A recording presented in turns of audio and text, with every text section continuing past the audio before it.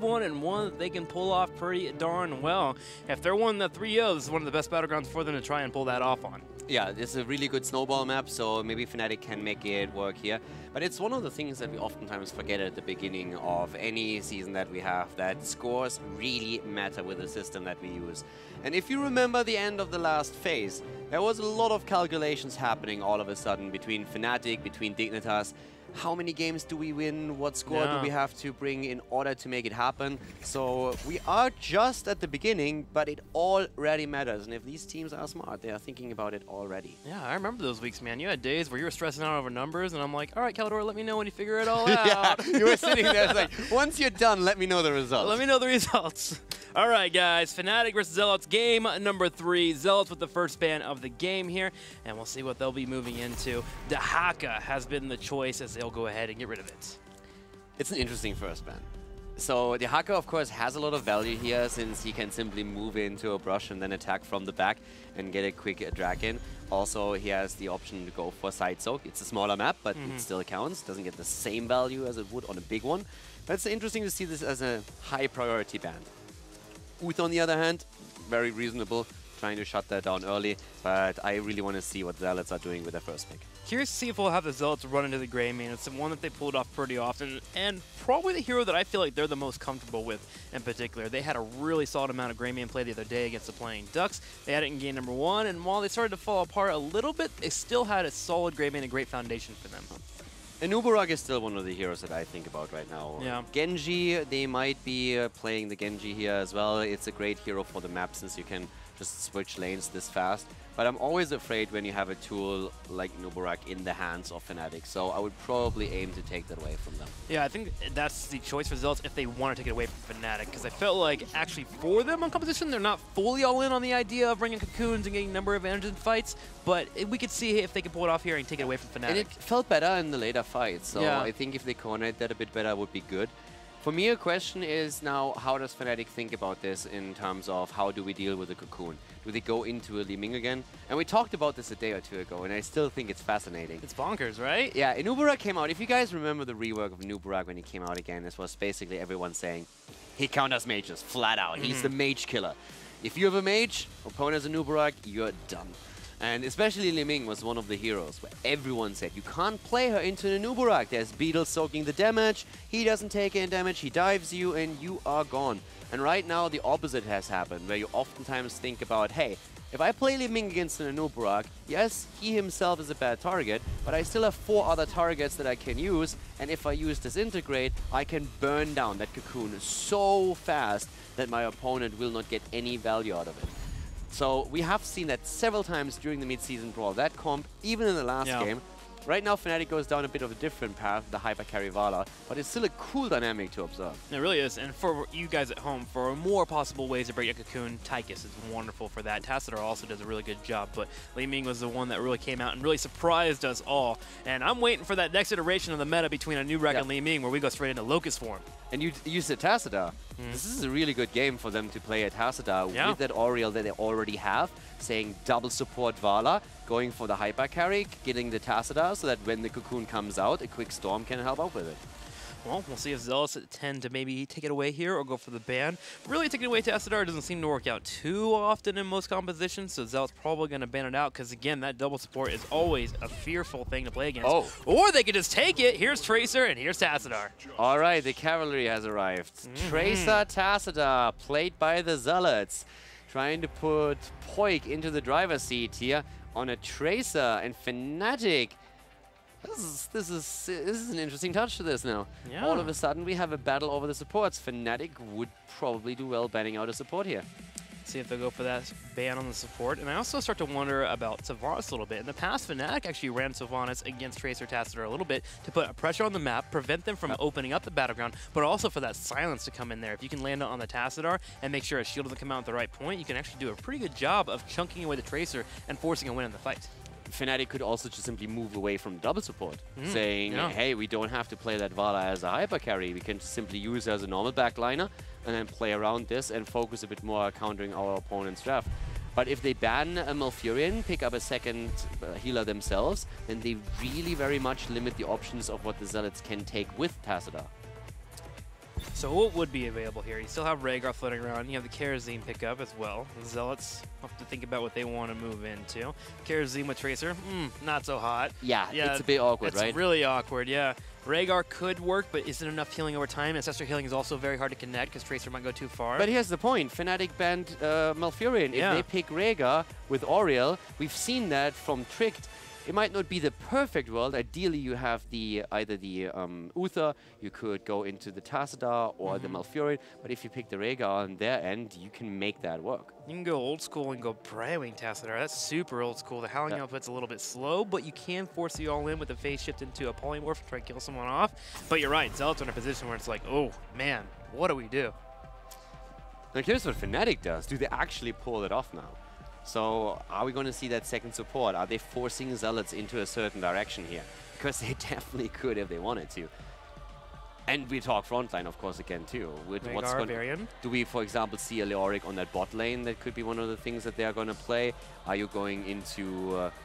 this is a map where they could even play a Diablo, but I was mostly thinking on the side of an Arthas. Varian, if you want to counter Tracer. I think Varian's the one that jumps out right away, especially since we just saw it from Fnatic. Diablo can work, but landing that on the Tracer while you usually want to push your way and let Valla be the strength in that front line and burn it down. It's a different way of playing the matchup. Yeah. Let's see here. I'm really curious to see how they're going to play If they pick Rhaegar Varian, I'm a happy camper, and my votes go over to Fnatic. If I were a betting man, if I had $3 to bet you, Caldor... I mean, we just said that. Rhaegar picks a lot away from the Zealots, Varian counters Tracer, Sonya for the bot lane, and the Diablo. There we go. Okay, so Diablo is played after all. They let the support go. Looks like they are keeping themselves a bit more flexible with this. I like the Diablo on this map. You are right that Tracer is going to make it a bit more difficult for him. But first of all, Breeze, when he sees an opportunity, he is going to hit it. Yeah. And then Tracer is in a lot of trouble. And he doesn't have to target Tracer alone the entire time. Around all of the turning points, there are so many opportunities for him to get that stun. And he is going to look for them. What I do like about this Diablo and Sonya pickup, though, is we can still have the possibility for a leap once again. And if Diablo goes in for the engage and gets any of these targets, whether it be a Nubrak, whether it be even the Tassadar after a dimensional shift, or the possible Rhaegar that can get picked up, they can blow them up really quickly there with Sonya following up. I also get the feeling that Sonya is also taken to specifically target Zarmony. Since this is something they've done twice now, and Zarmony really likes to play Sonya on the solo lanes. So first of all, it fits the composition of Fnatic, but it also makes it a bit rougher for Zealots to get what they want. And if now Zealots, for example, take the Sonya with a double support, all of a sudden you have not only Tracer as a great target for shields and heals, but also it's going to be much harder to take Sonya down. So I like that Fnatic picked her.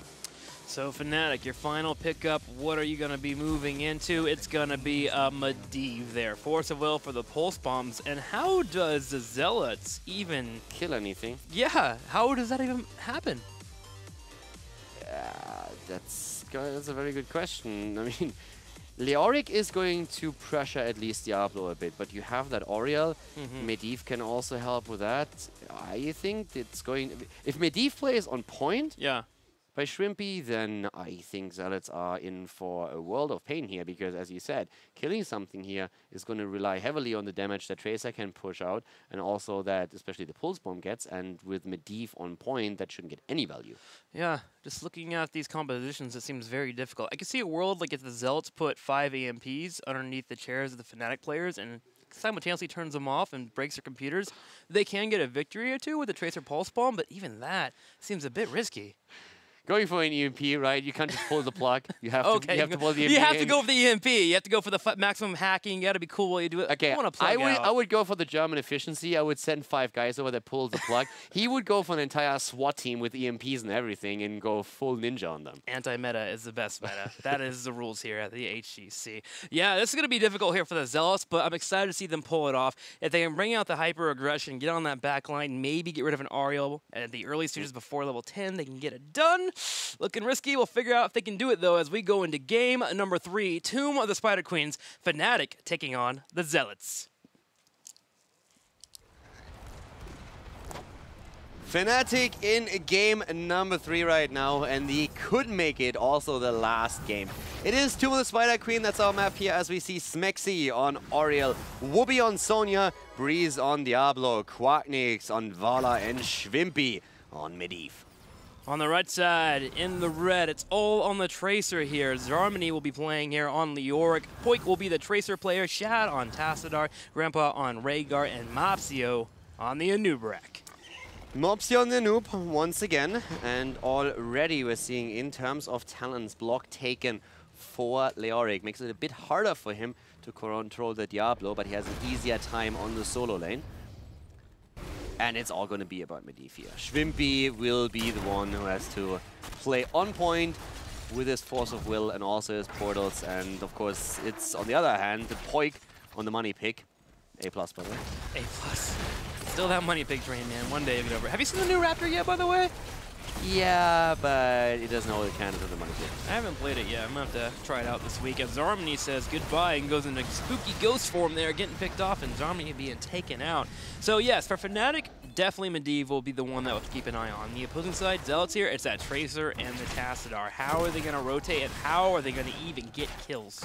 Yeah, also Rhaegar being at the top lane here did not help Zarmany. Of course, you can argue if he should have been picked there in the first place, but overall, still, they played a 5 versus 4 in that mid lane, and that is an early kill.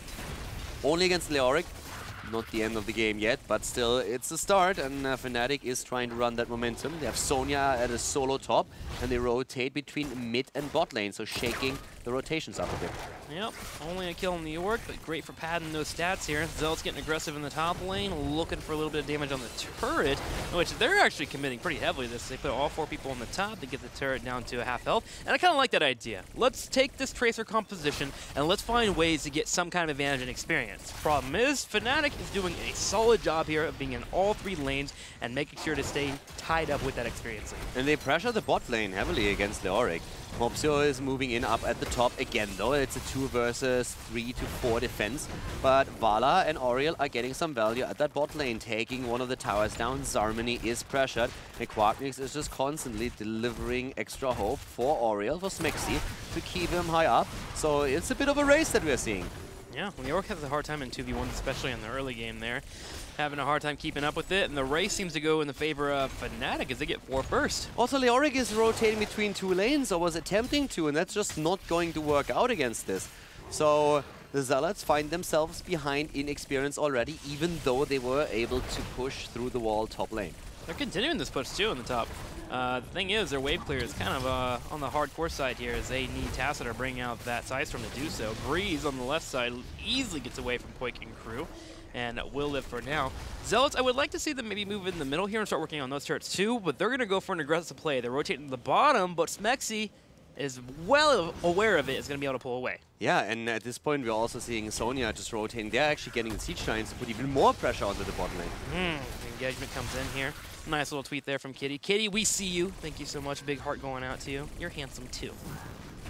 That you are, and so are our boys at the bot lane with the Siege Giants. This is starting to get a bit tricky for Zealots.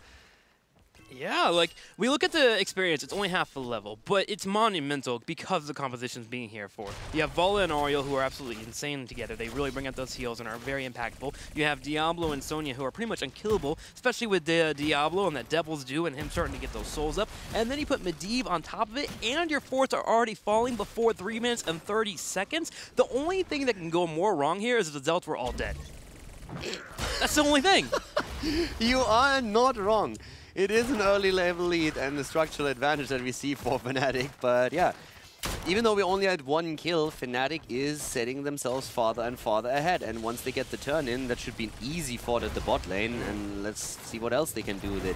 For the Zealots, it's tricky because they don't even have the gems to turn in. Yeah, 27, and that is it, and you're right, that will not be enough. Big fight here in the middle, and Zealots are trying to make something happen. But with Fnatic hanging out near their Medivh and the Force of Will not being used too sparingly, they can make sure to shut down that pulse bomb at any point. I want to highlight that quickly. The gem count, how far ahead Fnatic is. It shows how well they zone out Zealots from picking up these gems, especially Leoric as he was alone at the bot lane against the Vala and Oriel. So this is one of the biggest problems that the Zealot had.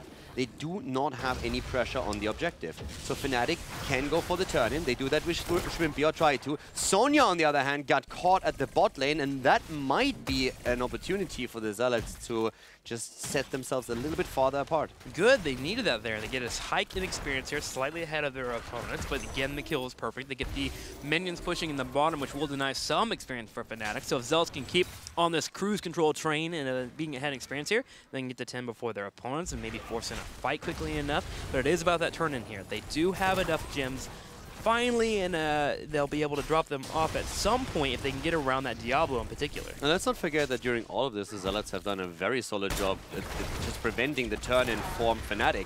Now, on the other hand, Mopsio is in trouble. But I really liked what Zealots did. Fnatic was trying to turn in at the top several times, and they just never got the opportunity, since Zealots did an amazing job interrupting them. Once again, it's happening. Mopsio is there. He pays with a huge chunk of his hit points for it, and that should finally allow Fnatic to make that a reality. Diablo finally going for the turn-in, dropping them off here. Grandpa won't go in for the harassment, and there it is. Blue Web Weavers are on the way. But we have a lead in experience for Zealots. So after initially they fell behind and they lost so much on the fort at the bot lane, they actually have now gathered a small lead in XP.